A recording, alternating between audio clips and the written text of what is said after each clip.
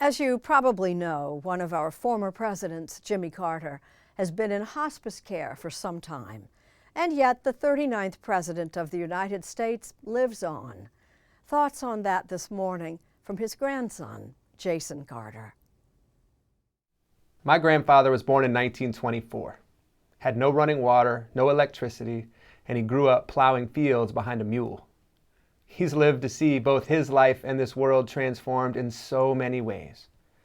And through all of those changing times, he truly has clung to his unchanging principles: faith, respect for human dignity, equality, human rights, and the commandment that above all else, you should love your neighbor as yourself.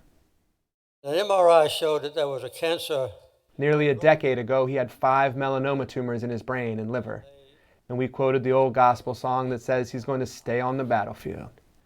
And he has.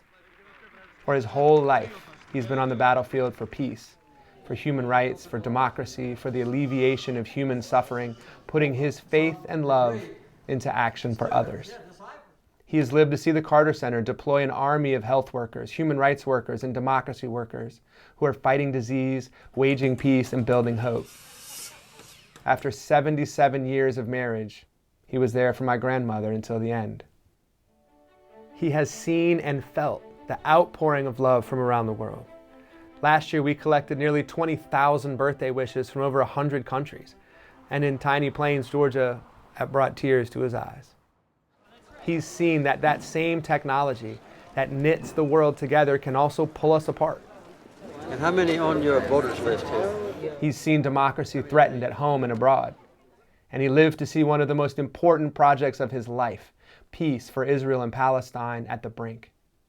Looking back, his efforts at Camp David remain one of the few foundations for hope in that long and intractable conflict. But he has stayed on the battlefield. After a year in hospice, on a daily basis, we have no expectations for his body. But we know that his spirit is as strong as ever.